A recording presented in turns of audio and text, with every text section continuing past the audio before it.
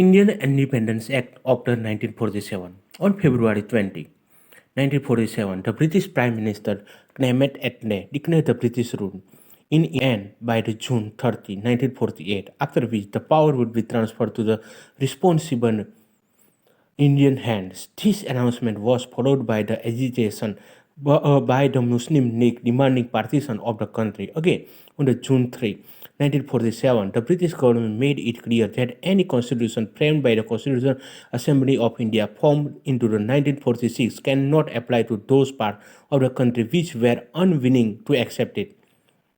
On the same day, June 3, 1947, Lord Mountbatten, the Viceroy of India, put forth the partition plan known as Mountbatten Plan. The plan was accepted by the Congress and the Muslim League. Immediate effects was given to the plan by enacting the Indian Independence Act 1947. The features of these acts are like this. Number one, it ended the British rule in India and declared India as an independent and a sovereign state from August 15, 1947.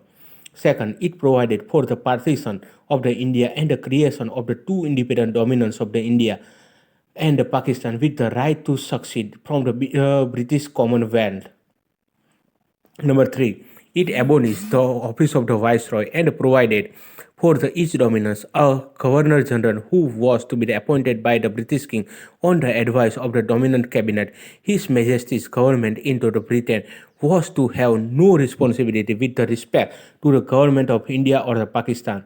Number four, it empowered the constitutional assemblies of two dominions to the frame and adopt any constitution for their respective nations and to repeal any act of the British Parliament, including the Independence Act itself.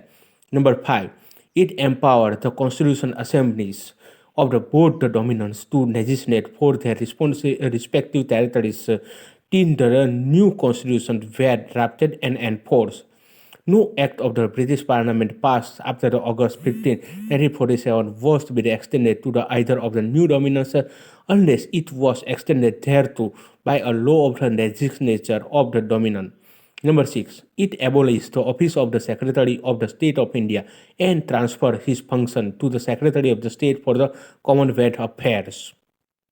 Number seven, it proclaimed the lapse of the British paramountcy over the Indian princely states and the threatening relation with the tribal areas from the August 15, 1947. Number 8. It granted freedom to the Indian princely states either to join the dominion of the India or the dominion of the Pakistan or to remain independent. Number 9. It provided for the governance of each of the dominions and the provision by the Government of India Act of the 1935 till the new constitution were framed. The dominions were, however, authorized to make modifications in the Act. Number 10. It deprived the British monarchs of his right to the veto bills or ask for the reservation of the certain bills for his approval. But this right was reserved for the Governor General. The Governor General would have full power to assent to any bill into the name of His Majesty. Number 11. He designated the Governor General of India and the Provisional Governors as a constitutional nominal heads of the states. They were made to act under the advice of the respective council of the ministers in all matters. Number 12. It dropped the title of the Emperor of India from the royal titles of the King of England. Number 13. It discontinued the appointment to the civil services and reservation of the post by the Secretary of the State for India. The members of the civil services appointed before August 15, 1947 would continue to enjoy all benefits that they were entitled to till that time.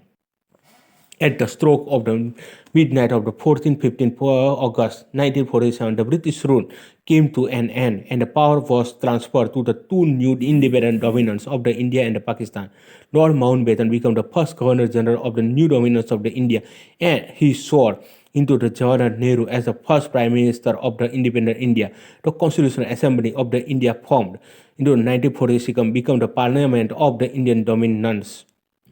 The interim government from 1946, who are the members and what portfolio they had. Number 1. Jawaharlal Nehru. He held Vice President of the Council External Affairs and the Commonwealth Relations. Number 2, Sardar Vallabhbhai Patel, Home, Information and Broadcasting. Number 3, Dr. Rajendra Prasad, Food and Agriculture.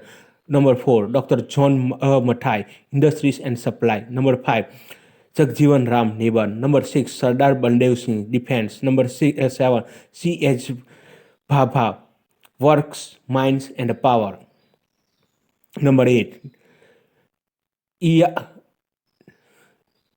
Nikhayat Ali Khan, Finance. Number 9, Abdul Rab Nistar, Post and Air. Number 10, Asaf Ali, Railways and Transport. Number 11, C. Rajgopalachari, Education and Arts. Number 12, I.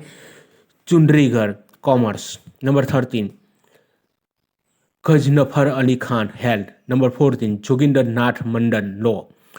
The member of the interim government were member of the Viceroy's Executive Council. The Viceroy continued to be the head of the council, but Jawaharlal Nehru was designated as the Vice President of the council. The first cabinet of the pre-Indian 1947, the members and the portfolio head. Number 1, Jawaharlal Nehru, Prime Minister, External Affairs and the Commonwealth Relationship, Scientific Research. Number 2, Sardar Vallabhbhai Patel, Home, Information and Broadcasting and the States. Number 3, Dr. Rajendra Prasad, Food and Agriculture. Number 4, Maulana Abdul Kalam Azad, Education. Number 5, Dr. John Mathai, Railway and Transport. Number 6, R.K. Shanmugam Chetty, Finance. Number 7, Dr. B.R. Ambedkar, Law. Number 8, Jagjivan Ram, Labor. Number 9, Sardar Baldev Singh, Defense. Number 10, Rajkumari Amrit Kaur, Health. Number 11, C.H. Bhabha, Commerce. Number 12, Rafi Ahmad Kadwi, Communication. Number 13, Dr. Syama Prasad Mukherjee, Industries and Supplies. Number 14, V.N. Gadgin, Works, Mines and Power. Thank you very much.